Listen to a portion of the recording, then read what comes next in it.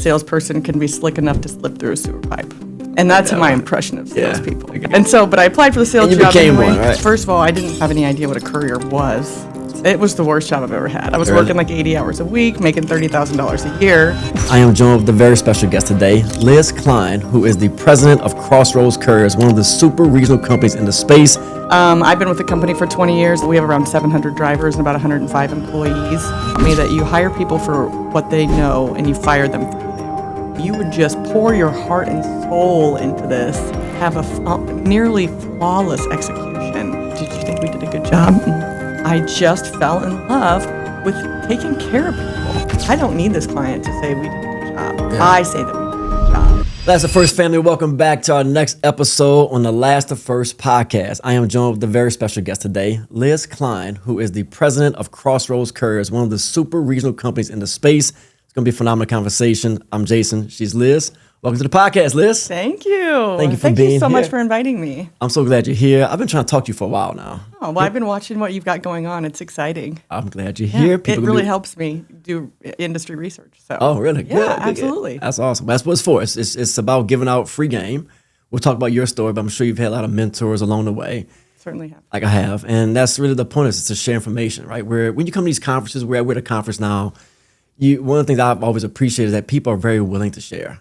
And it helps the industry advance and evolve. I think there's some things we can do a better job of, which we'll talk about. But I'm so glad you're on, because there's a lot of insights that I think the audience will learn from you. Okay, great. So welcome. I'm glad to be here. All right, so before we get into your story, just paint the picture for the audience of Crossroads Couriers, kind of who you are, where you operate at, maybe the size, kind of scope, kind of verticals you focus on as an organization. Certainly, thank you. We opened in 2002, headquartered in St. Louis, Missouri. Today, we have offices and warehouses in St. Louis, Kansas City, Phoenix, Las Vegas, and Tucson. Okay. So it's kind of disjointed. I was going to say, wait, that's like two sides of the map. Yeah, it certainly is. But, like many people in the industry, we go where our clients want us to be. And they're always asking us to go solve problems in markets that are not even remotely connected with our original markets. So that's how we got over there in the Southwest. And it's a great market over there, too. So I've been with the company for 20 years, a little bit over 20 years. We are really your quintessential messenger service. I know people say that industry is dead. I tend to disagree. So we have around 700 drivers and about 105 employees. Okay. And we do some dedicated straight truck work, but a lot of what we do is small package, cargo van and smaller. About half of our business is critical medical. So then a good portion is auto parts, tires, that sort of thing. And then the rest is a wide array of different things, from flowers to catered food to live animals. Kind of you name it. If it requires special handling and needs short transit times, that's us. Got it. So 20 years with the same organization. You don't hear that as often nowadays. Yep. In under 2 years, Last of First has grown from zero to reaching over 500,000 people across the last mile industry. And what's even better, that half of every episode gets watched from start to finish. That's operators like you, tuning in because we skip the fluff and get straight to how the best in our industry are actually solving problems. If you're not subscribed yet, season 7 is the time to start. And there's more. Subscribe today and get free access to our L2F huddle. It's a community with a curated news feed built just for last mile operators. Has a searchable library for every past episode we've done by keyword, and you get direct access to vendors who support our industry. It's free and it's built for you. Subscribe to Last of First and sign up at L2Fhuddle.com. Thank you. So let's talk about your origin story. Like, how did you, so growing up, right? So you grew up in Missouri? Yeah. The Show Me State? Yeah. I had a teacher back in the day, and every time we got an answer wrong, I used to be a math teacher, he'd be like, you got to show me, brother. I'm from the Show Me State. All right. Yeah. So very good. I'm Yes. from the Show Me State. I really don't quite know what that means. But I just thought you maybe had to show the work of our math problem. Like, I guess that makes sense. Yeah. Okay. Right. So Joplin. Yeah. So north of Joplin, about 30 minutes outside of a town called Jasper, Missouri. Okay. So I grew up in 200 acres. It was a farm, but my dad, interestingly, lost his arm in a hay baler before I was born. Oh my. And so I have a sister, so with 2 daughters and 1 arm, he couldn't really be the rancher that he wanted to be. He was from Kansas City and wanted to go to the country and be a rancher. That didn't work out for him, so we ended up leasing out the property. Okay. So I didn't do a lot of the farm work unless I went to my friends' houses, which I did. That's where I learned how to drive tractors and all of that stuff. Wait, okay. The other day I was driving in a really kind of country part of Texas, and and I have my kids in the back, 12 years old, and we're turning, and there's a kid in like a big Toyota Tundra truck, and it looks like he's 12, 13 years old. I'm like, and they're like, Daddy, do you see this? I'm like, yeah, we're in the country. It happens. So when did you start driving? Did you start driving? 9. Right, 9 years old, like by myself. 9 That's years old. wild. Well, you had to. You know, yeah, in the country, they let out school during harvest season and things like that. Because all the kids work for their parents. And so, I started driving when I was 9, and I'm a phenomenal driver. I bet you are. I sure am. Do you do all the driver screening and driver tests? You probably could, right? Probably. Yeah. I could drive a 13-gear high-low axle at some points. I don't even know what that is. Yeah, it's a truck. Legit. 13 gears. Yes.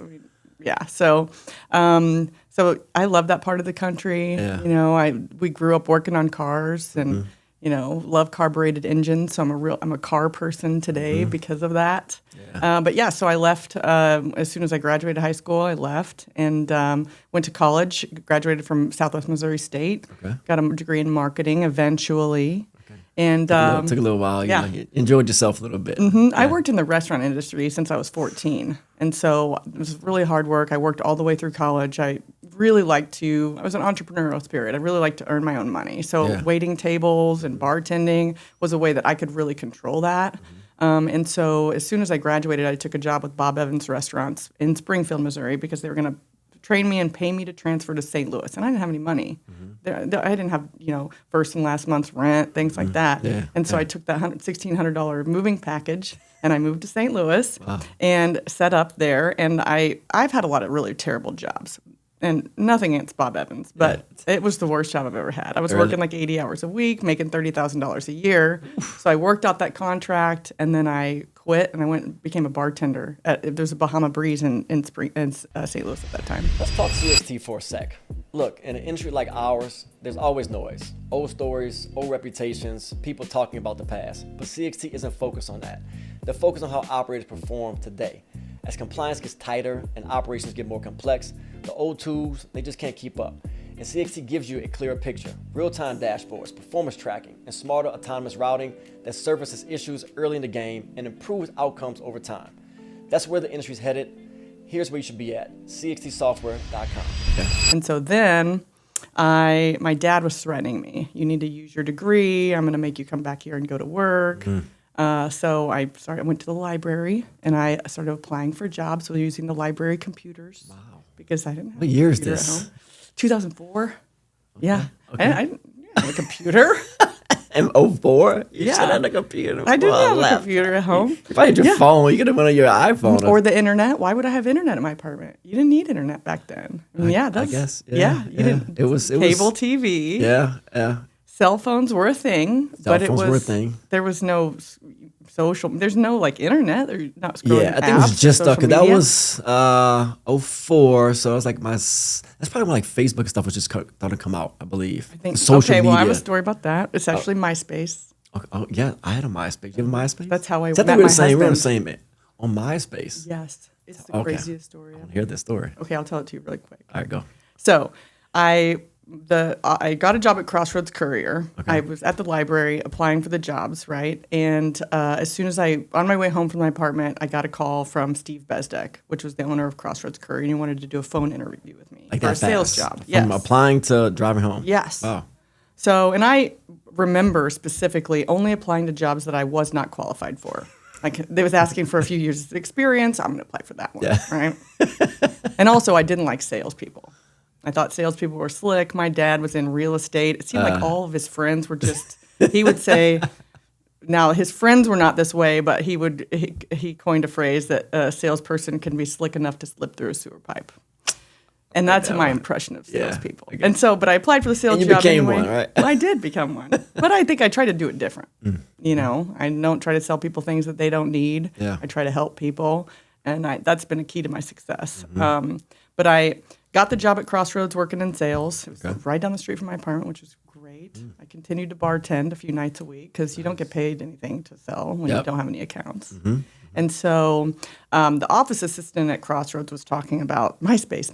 You got to get a MySpace account. I thought, no, that's stupid. I'm not doing that. I meet all kinds of people bartending. I don't need to go seek people on the internet. Yeah, right. That's kind of get your fix. My daughter would say it's cringe. Yeah. So But I eventually did it because I figured out you could put music on your page and, like make graphics rain down. And that was really cool. Yeah. So I did this, and then I started searching. Like, you could search for people in your zip code. And I thought, this is crazy. I'm reading about people in my own zip code. Like, that's kind of weird. Yeah. But I came across this guy's profile, and it was white. There was nothing on it. And there was a story. His About Me section was like, a group of professionals are sitting around talking about what they do. There was a teacher, there was a banker, there was a financial advisor. And the financial advisor asked the teacher, what do you make? And the teacher goes on a diatribe about how basically he makes kids amazing adults, right? It was more eloquently put than that. But I was like, oh, this guy's so nice. He sent a message, and he messaged me back. You sent the first message. I did. Check you out, Liz. I see. I like your style. Yeah. And then we connected on there. We became friends on there, and then never spoke again. And so about 8 months later, I was at a local sushi restaurant having a drink with some friends, and we wanted our picture taken. And so we had a camera, like a legit digital camera. Like the Kodak camera. And we asked these guys at the bar, hey, can you take our picture? And they were taking our picture, and the guy was behind the camera, and he pulled it down. He's like, Liz, is that you? It's me, Josh, from MySpace. And I was like, oh, you're the guy who never messaged me back. And then he started coming to the bar I worked at, because I was still bartending at that time. Yeah, you got hooked at that point, huh? Yes. So that's a crazy funny? Story. Yeah. You should still reach out to MySpace and get some credit for the story. Or maybe they'll reunion, or we could bring them back. We should bring MySpace back. Last of First could bring MySpace back. I like it. Let's do it. Hell of a story. I love that. But what I love about it is that, and we'll get to this, you started off in sales. So being a saleswoman, you have to be aggressive. So the fact that you sent that first message, that tells me everything I need to know about you already. So we can stop the interview right now. We're done. We're done. But all right, cool. So wait, how'd you find Crossroads Courier? Like what when you were in the library looking, was there something about it? It was just like it was close to the house and St. Louis jobs board, and I was like, yeah, anything that was near me, and I was just sending my resume. I had it on a CD. So I took it to the library, and it was, this makes me feel really old. Damn, yeah, CD, disc. Yeah. So, it was just one of those things that I wasn't super selective, right? I didn't really have my stuff together. I was 25. I really like to have a good time. I was bartending, making cash. I didn't need a job, but I knew I should get a job, like a real job, and use my degree. You didn't go back to that farm. No, I did not. But I was having a great time. I was making all kinds of money bartending, more than I was making selling courier service. I could believe it. Yeah. All right, so you land at Crossroads, and so what's your first kind of impression of this industry? Like, who teaches you industry? How do you learn kind of the ins and outs to even what customers we should go after? Like, talk about your first early days or first few months inside the business.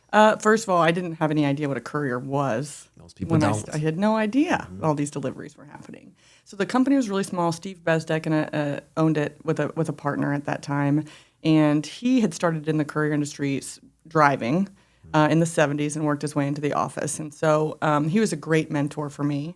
And, it was an old school approach. There wasn't a CRM. There was a spreadsheet. No, there wasn't a spreadsheet. There was the yellow pages. Yeah. Maybe there was a spreadsheet, but really I built my own, right? So like, okay, who am I going to call on? So I started with the print industry because St. Louis had a thriving print industry back then, right? And there were a couple big couriers in town back then, and nobody knew who Crossroads was because we had like 2 drivers, and the other companies were big. So Sean, one thing I often hear in the industry about drop-off is not just speed, precision, but it's the care factor. Why is that an important part of what you do? Yeah, it's our DNA, it's who we are. We have to care about the deliveries. Most of what we deliver is healthcare, and so there's a patient at the other end of those deliveries. And so the driver's got to care, dispatchers, customer care, customer account management, everybody's got to care about that delivery. And how do you measure that or manage that to make sure it happens consistently day in and day out? It's really a cultural thing. That's a hard thing to measure if people care. What you really are measuring is how successful people are in their roles and responsibilities. And if they're very successful, then that shows they care. And that's the drop-off difference, when your delivery partner actually takes the time to care about what's inside your package. Go to dropoff.com and work with the best in the business today. So I started on the print industry, and I would, do a combination of calling them on the phone, sending them emails, and doing what I called targeted drop-bys, right? Just being, and somebody described this to me, a potential client back then, I was pleasantly persistent, right? I like that. Right. Yeah. And so, Crossroads had a way, or Steve had a way of, I don't know if I'm putting this right, but he felt like it was successful if you go work a downtown building cold calling and you would get kicked out. That's when you know you're being successful, right? Because, no solicitation signs in the door. So you have to ignore that. You have and to. figure out a way around it, right? Well, it says no solicitation. Well, how do you think those people get business? Yeah. You got to walk in that door anyway. Hey, I'm sorry to disrupt your day. I'm a salesperson. I'm not here to try to get anything from you except for some information. Do you use a courier service? And do you make that decision on which courier service you use? Yeah. And then leave. Yeah. And then call them. And then try to set an appointment. Yeah. Sometimes you're setting appointments with yourself on their voicemail saying, hey, I'm going to be in your area. I'd like to come by at 2 p.m. Let me know if that doesn't work for you. And then you show up at 2 p.m. and say, I have an appointment. And if they aren't there, they can't take the, fine, try again later. Yeah. And so the print industry was interesting because they used a lot of schedule or on-call deliveries, right? And that's where you have a lot of problems. Yeah. Couriers are late. They don't do things correctly. And it's easier to find pain there, right? Yeah. And so I remember it took me a long time. It wasn't the first couple months. Like, it took me a long time to sell anything. To get your feet under you. Right. Yeah. People don't trust that you're going to be there, you're going to show up once and never show up again. Yeah. Well, the 15th time I show up, finally, I remember it was advertisers printing, and they said, it was a Friday.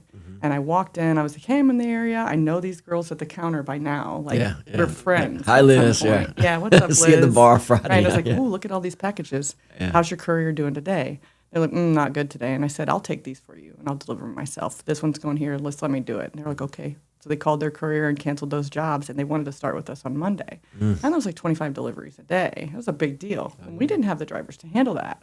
So I did the deliveries. And we were figuring out driver recruiting, which is, at that time for us, the tough, and for a long time, the toughest part of our job was driver recruiting. And so it was 2000, I remember 2007. So I started at the end of 2005. It took me a year to get things figured out. So around 2007 is when I sold that big account. Okay. And I probably did deliveries full time for about 6 months. I say full time, but I would show up to the office in my pencil skirt and my 5.5-inch heels, and I would sit down to cold call. And then at 11 o'clock, I'm going out and doing deliveries. Yeah. And really, that taught me a lot about what the drivers are up against and what the customers need and expect. And that is what truly made me a successful salesperson, because I wasn't willing to go out there and sell $3 deliveries because I don't want to ask a driver to do that for $1.50. Yeah. Right? Can I stop you for a second there? Because I think this is, I've said this before on this podcast, the best salespeople to me are the ones that have experience operating, because you not only can you understand all the pain points, you can visualize like the operations. So when you're talking it, you're actually seeing all the touch points, all the steps, all the holes in the puzzle, and it just gives you so much more appreciation to I even say not sell it, to actually, as you said earlier, to really solve someone's problem, right? The best way possible. So all right, continue. Yeah. Yeah, so I agree. And we've been trying to emulate that type of training and that type of orientation for new employees, from operations to salespeople, really since we figured out that was a key to our success.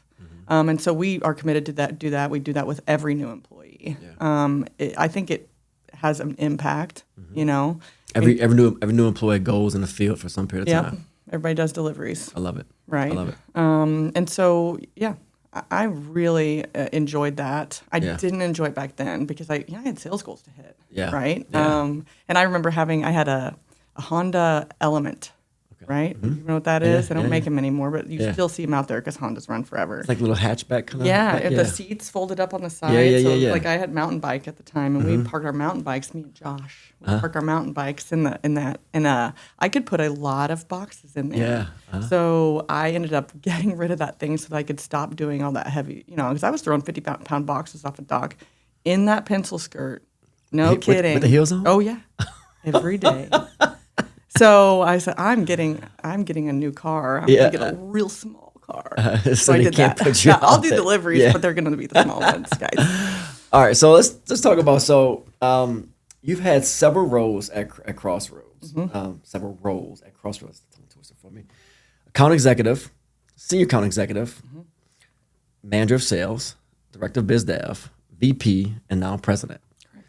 Just walk me through the evolution you've had there at the organization and the challenges that every new role kind of presented to you. So you start off kind of cold blind, from a bartender to now being the president of one of the largest companies in the region, I would certainly say.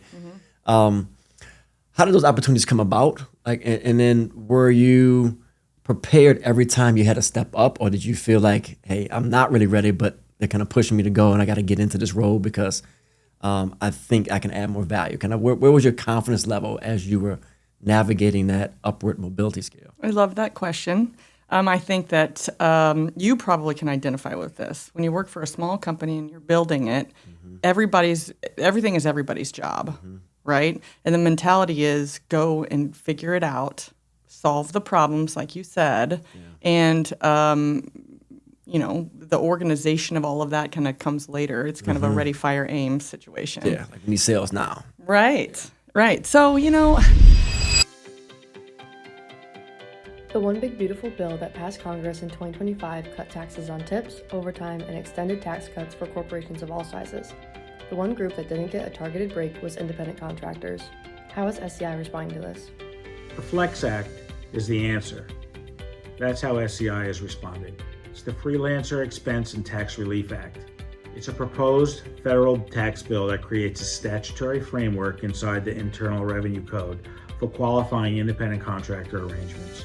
It gives businesses and contractors a defined, structured test that they can satisfy before any money changes hands, guaranteeing protection from IRS reclassification if they meet the standard. SCI can help. Follow our website where we'll be posting updates on this, as well as talk with your local government officials because it's all about small business in your communities. Thank you. Like I told you, I didn't really like salespeople, like the old traditional kind of sales approach where I'm trying to con you into buying something. And so I refused to do that. And I think probably had to work harder because of that, because I would tread lightly with people.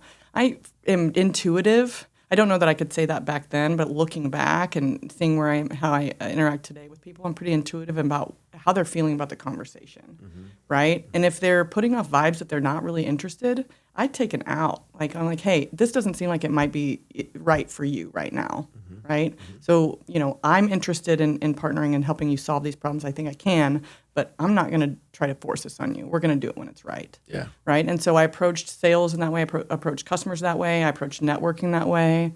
Networking was a requirement for my job. I think Steve required that of me, and so I would go out to all the Chamber of Commerce. I can't remember what the name of that group was. BNI. Did you yes, BNI? Where you had to bring the lead. That was every week you had to fill a slip out and I did that. How many sales you got? Yeah. Oh yeah. And it was kind of off-putting because people there are trying to sell you. Yeah. Right. Yeah. They got an agenda. After like a year, you kind of after maybe a year, you kind of exhaust that group. So I actually moved like two or three different groups over time.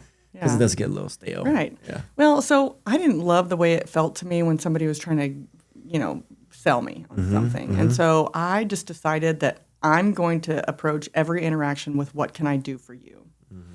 Really. And it didn't pay me back short term. It didn't. But long term it is a recipe for success. So if you don't have to make short term gains like right now, and I was lucky I didn't have to do that. Yeah. I got to do something I believed in and approach people in a way that I was trying to help them, and I created a lot of wonderful relationships through that. I probably didn't sell accounts on the first call or the second call or third call like I could have, maybe if I was a little bit more pushy.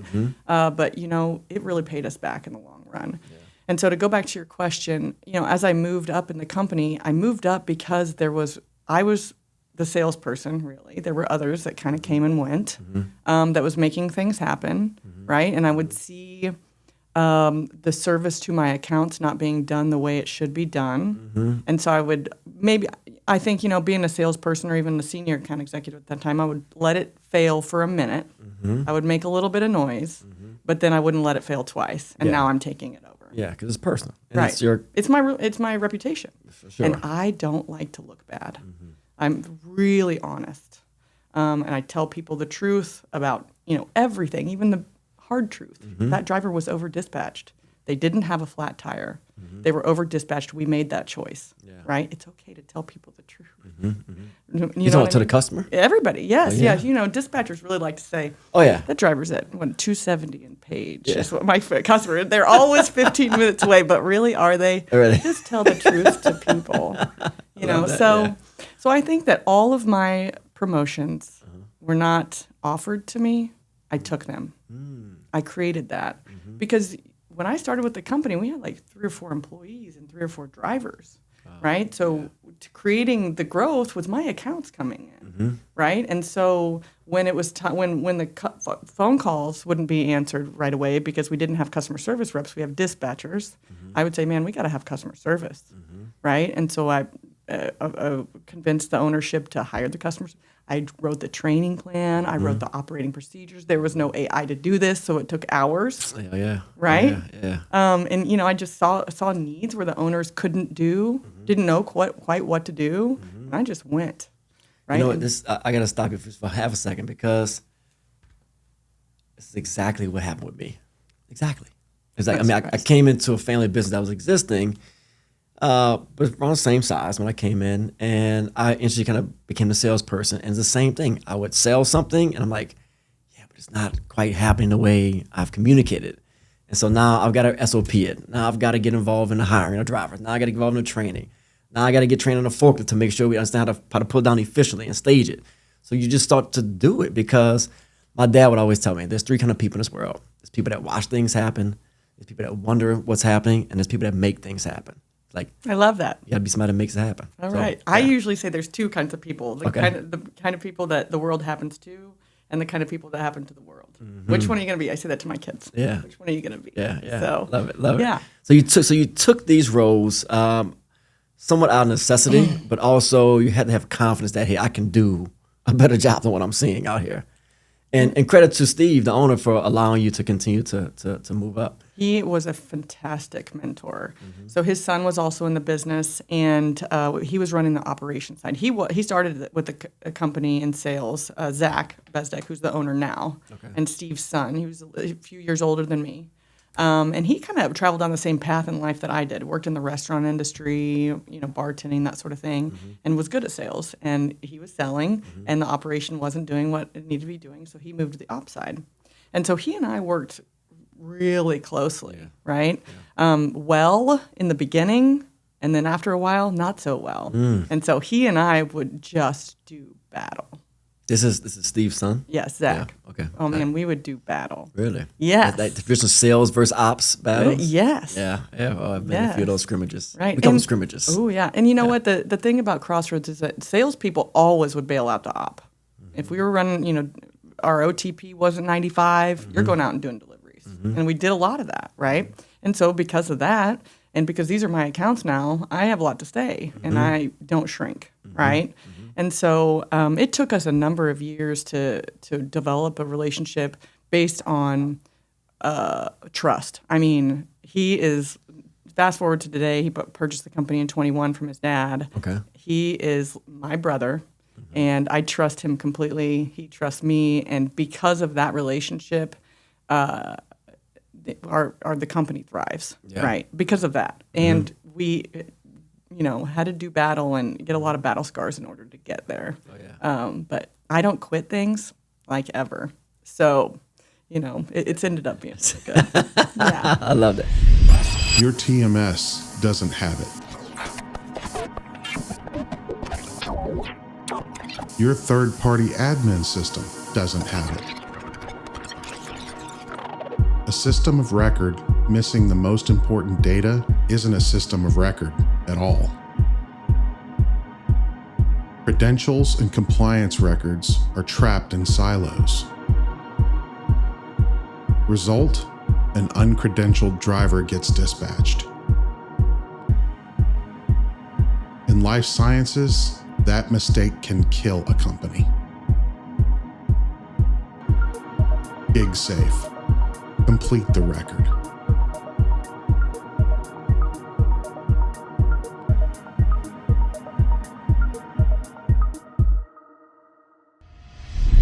No, but it's a great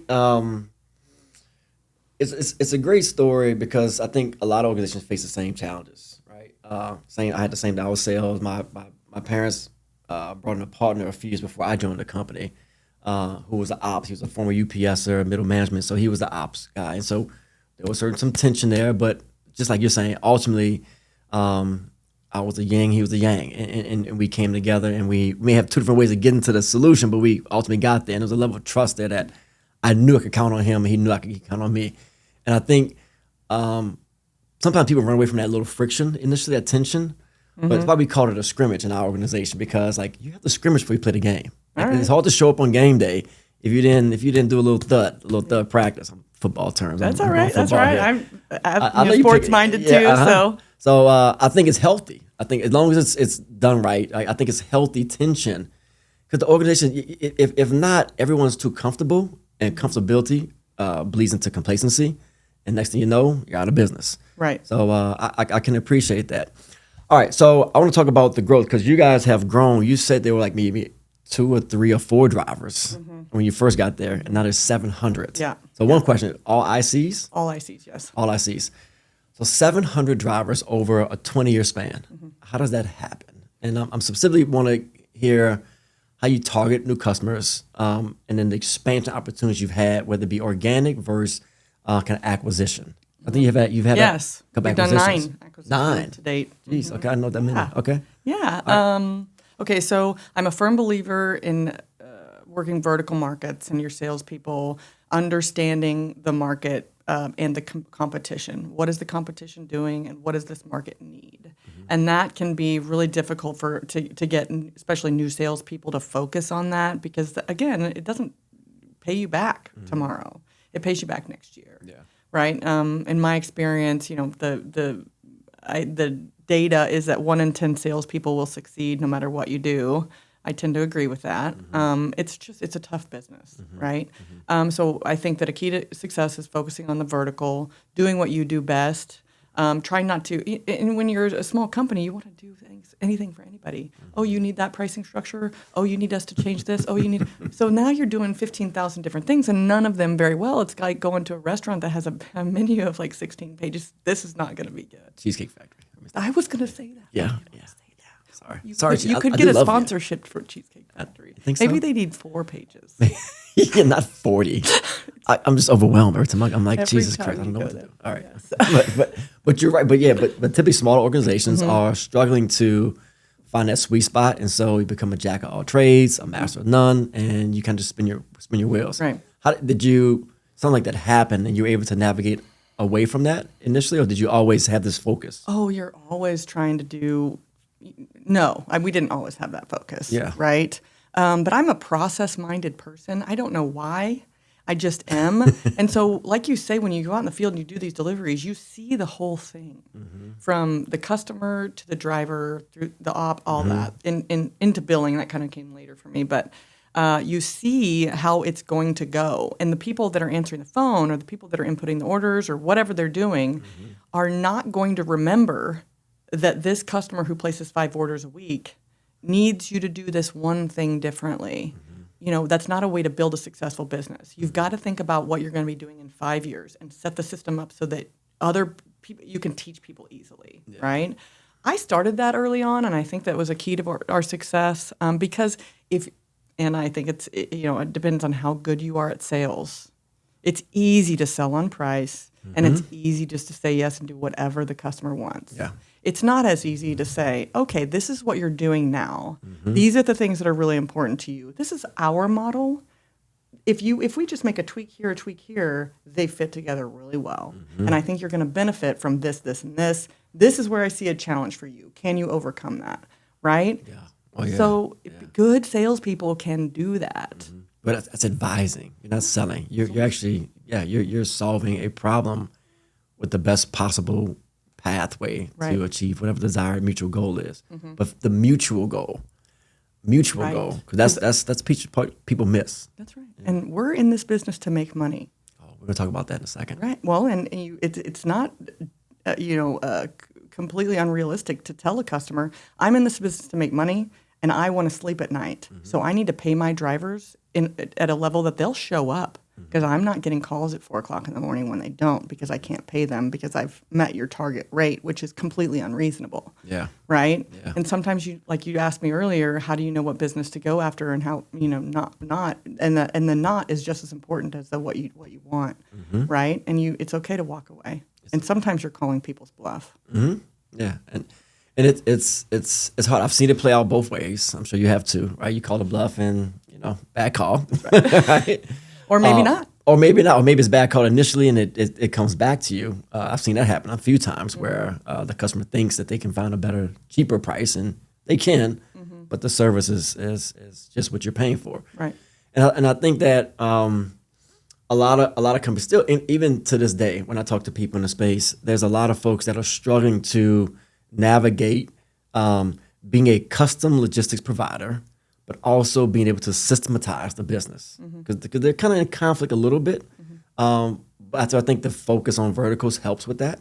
Yeah. All right. So you guys mentioned you are automotive and was it critical medical? Yeah, about half the business is critical medical. We do a lot of automotive parts, tires, and then a smattering of a bunch of other things, flowers, food, still business services, things like that, live animals, right?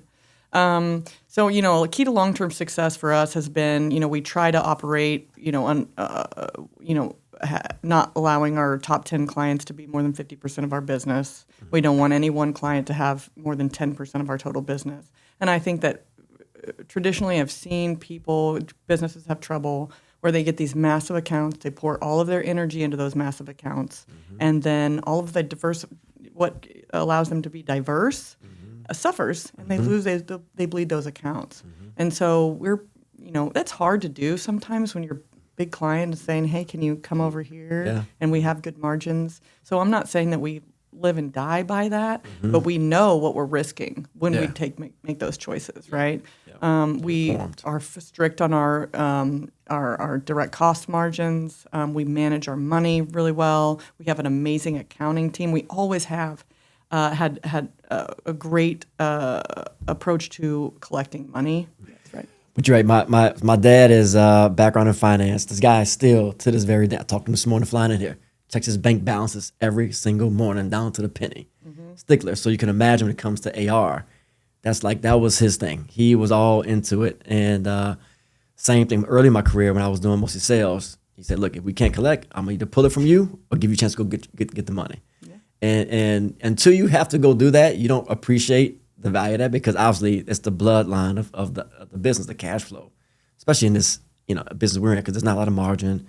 You're paying out drivers really fast. A lot of times we're extending 30-day terms, maybe 45. Today, or they want to push that. And the drivers now will get paid faster. So you have to have that AR loop going. Talk to me about as you guys are growing, right? And you highlighted earlier that your footprint. So portion of your country's on the east, portions is kind of southwest. And you mentioned customers kind of have brought you to those markets, right? How have you maintained the culture, the consistency, everything that you were doing kind of on the home front when you're states away? It's hard, and we have struggled. I mean, it was 2006 is when we opened Phoenix. So we've had that office for a long time. Opened Kansas City in 2009. That's easier because it's right down the road from St. Louis. Las Vegas was in 2014, and then Tucson we've been operating, but we didn't have an office until late last year. Okay. And so, traveling, sending operations out, management out there.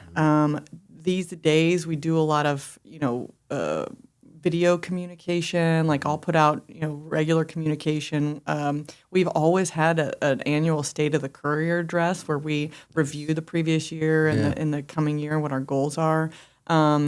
And we're doing that quarterly now, so we're talking to the entire company when we're doing that. And then really being selective about who you're hiring to run those offices is key. Hiring for who they are, not necessarily what they know, right? And that's a really tough thing to do. I'm not saying Tell me more about that. Well, I think that, Steve Bestek taught me that you hire people for what they know and you fire them for who they are.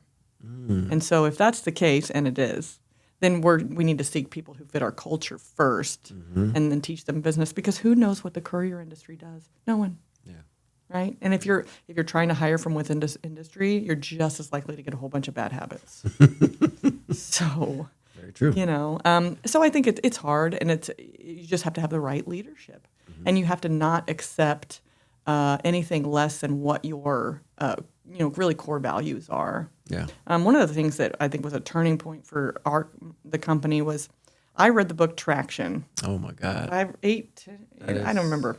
I was driving to Kansas City and back, and I listened to it. I'm not a big reader because I'm in the car a lot, but I listen to a ton of audiobooks. And I got back and I said, this is going to change our life. This is so easy.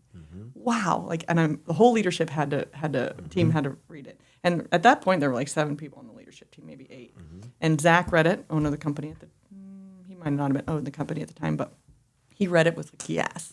And so then we went into the core value. We never had core values. We had a mission, vision, value statement written by Steve Bestek back in the day, but we had never revisited that.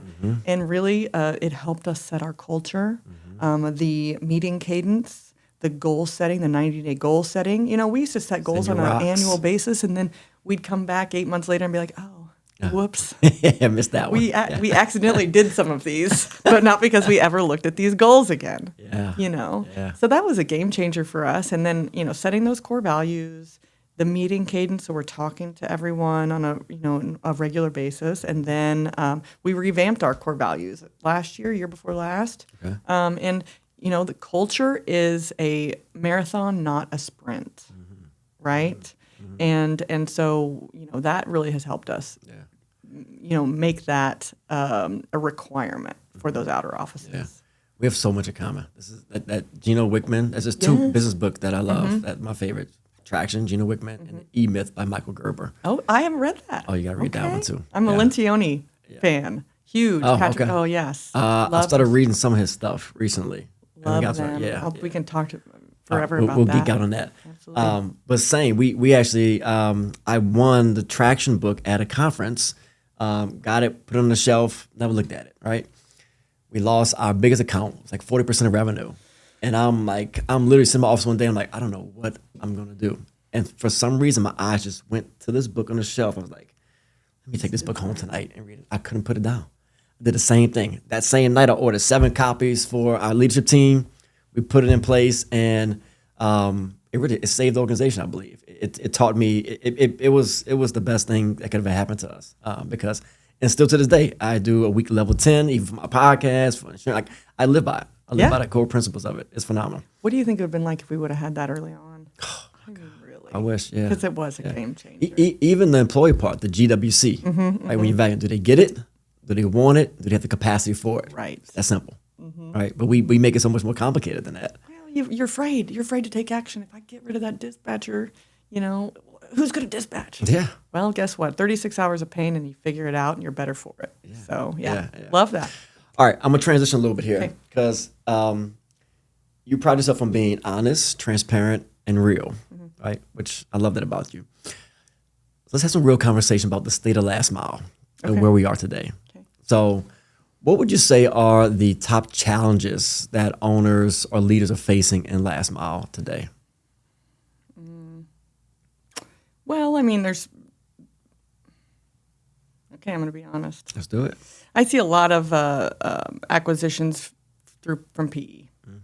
And that I learned that PE firms make up the world's 3rd largest employer. And there are some PE firms that are good to interact with, on the client basis. And there are some that are not, or I fear that, won't be. I see the way that they treat their employees. And I just worry for our industry. I don't see as many new companies getting in. I'll say that the CLDA was really great for helping small companies learn. And I really enjoyed, I haven't been in a few years, my people go, but I really enjoyed helping new companies get in business and teach them.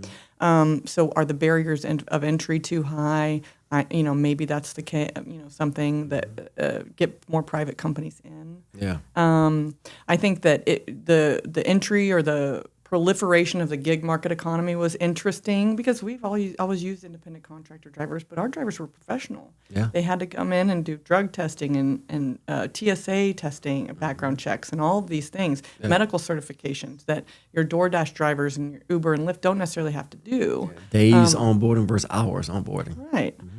So, I think that those are all challenges. I think that customers not valuing that level of professionalism from the driver's perspective. You have crowdsource delivery, I think, is a threat. I don't do a ton of home delivery. Okay. So I don't see that necessarily. I've done a little bit of it. On a big and bulky side, or even like some of your Small medical? package. Small package, yeah. Yeah, when we with the change in the way the DDU work was going. Did you do a lot of DDU? We did. We had about $5 million with DHL, and they were a great customer, right? And we saw the writing on the wall early, and I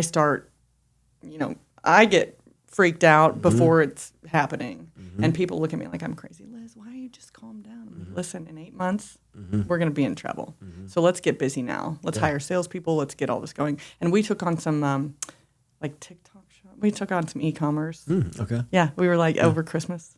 They approached us. The company approached us and said, "Hey, can you try this out?" And we're like, "How much you want to pay us?" And I said, "Okay, bring us 1,000 packages."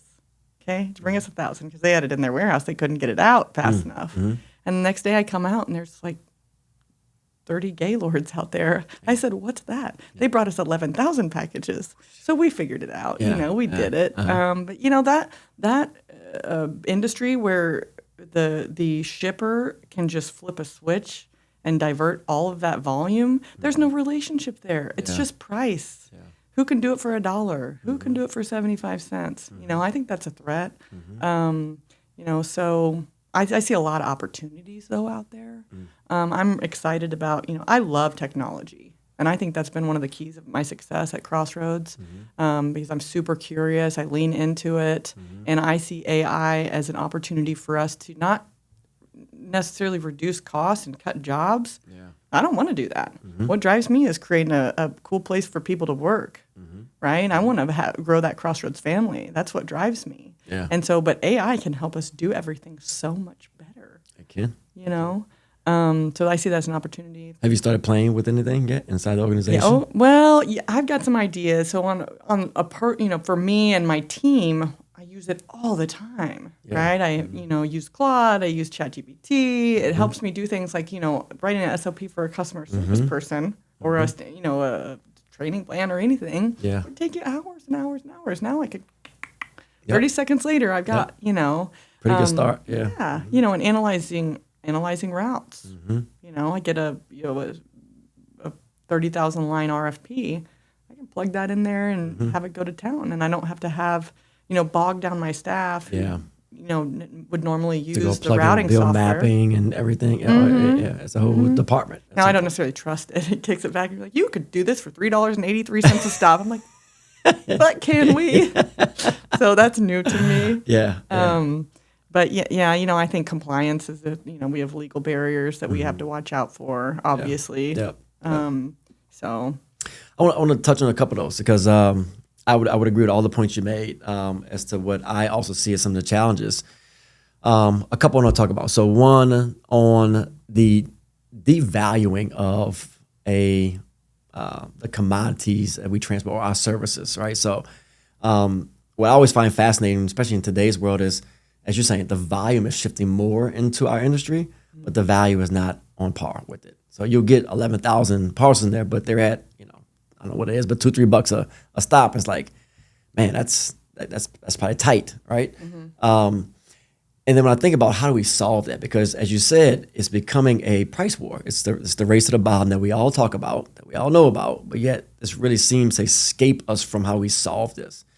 And I think the answer's got to come from us internally versus externally. I don't think no shippers out there saying, "Hey Liz, you know what? Today I decided I'm gonna pay you $10 more a stop." It's not the game we're playing.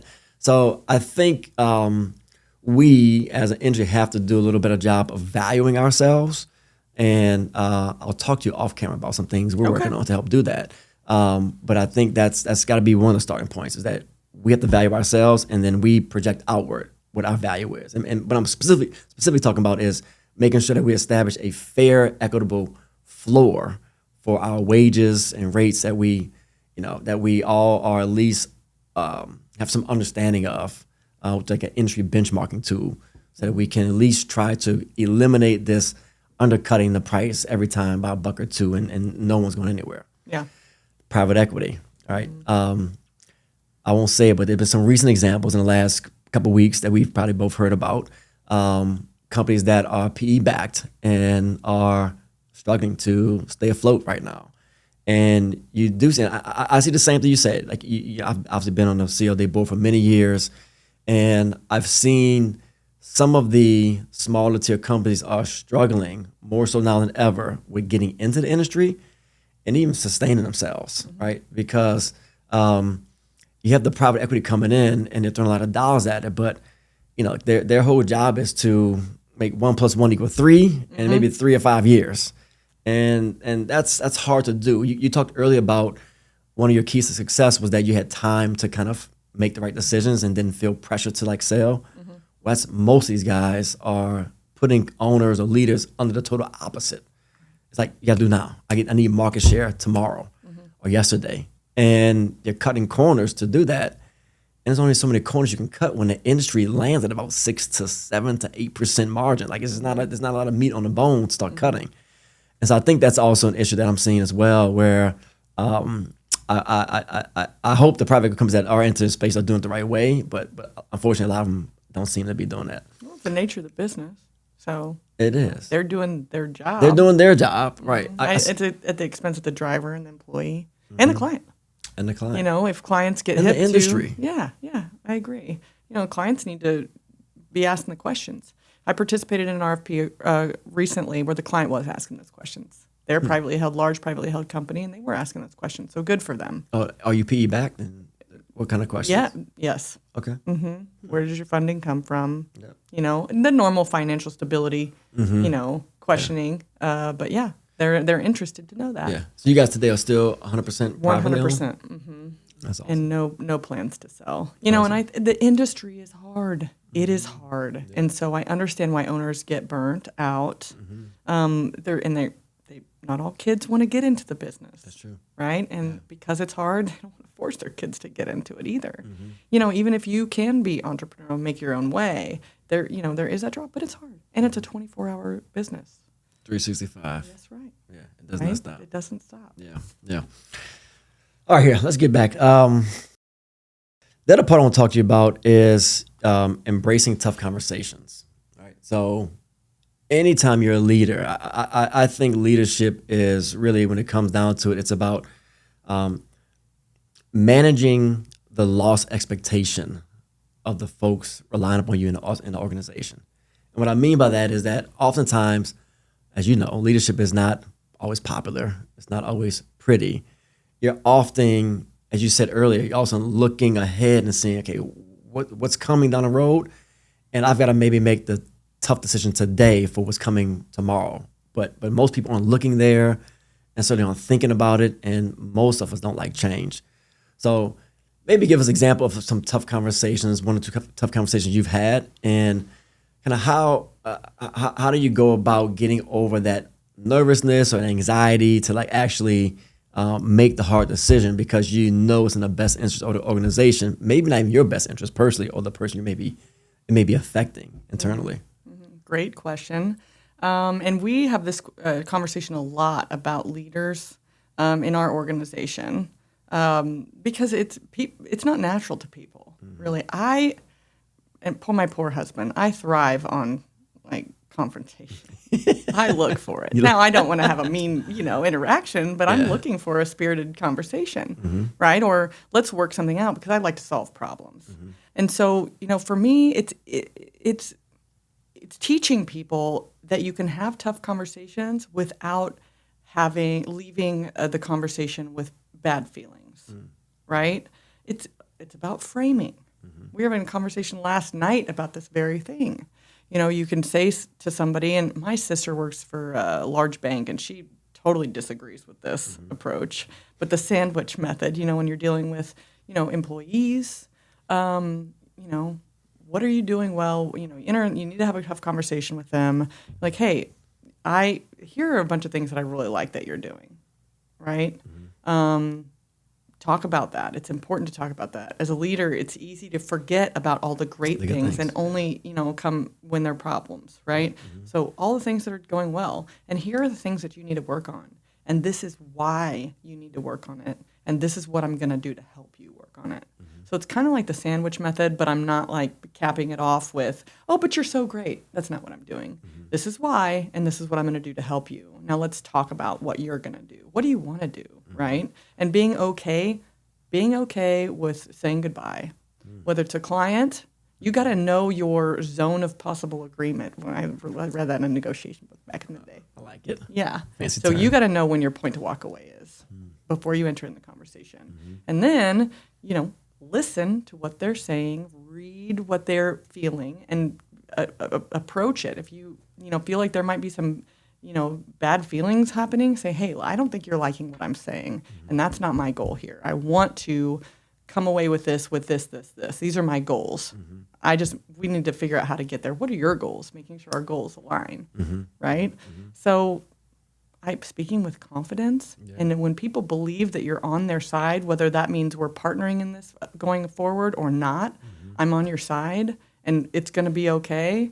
You know, it just makes things, I don't know, amicable. Yeah. Right. Yeah. I 100% agree. I love. I'm not one to beat around the bush. So I'm like, you know what? If there's a problem, let's go. Let's deal with what we have here. Right. Because the more time we waste dancing around the subject, like nothing's getting solved here. Right. And so you have to be a little bit comfortable being uncomfortable, because progress is not pretty. Right. It's just, I don't care where you look. I haven't seen it happen, you know, and it looks beautiful. Like everyone's just on this, you know, peaches and roses, and it doesn't happen that way. It's an up and down thing, and you have to have those scrimmages and those. I think if you do it right constructively, it does create respect, mutual respect. Listening to understand is something that you kind of highlighted, right? Not listening to just respond to get your way. Like, and you can tell. You can tell. Are you really listening to understand me, or are you just listening to counter what I'm saying? Right? It's two different things. And then I think also, you know, it's part of the job of a leader, right? It comes with the territory. Right? You are put in a position. Hopefully, you've earned the right to make difficult decisions that are often going to be unpopular or criticized, or and you've got to follow your instinct. You got to follow your research you've done. You've got to do all the homework to make it right. But you know, people talk about leadership, but it's much harder in practice, right? Yeah, people leaders are kind of hard to find, from what I have discovered in the past 5 or 7 years. Yeah. You want people that love communication, and I like to tell my team, you never need to wonder what I'm thinking. I will tell you what you need to know about, you know, your performance or a situation, right? I'm very honest. And if you haven't talked to me for 2 days about it, I still believe the same thing, what I told you before. So don't make things up in your head. Yeah. You know, so, and again, like not everybody is for this industry. You will exit some employees. Some customers will not be for you. And that, you know, that's okay. But I try to teach my leaders that someone that you're terminating should never be surprised, right? They should never be surprised. Yeah. That you should always be straightforward about what's going on. But I think they get afraid to tell them that they need to do these things differently until it's too late. Yeah. Right. So people typically fire themselves. Yeah, I would say. Yeah.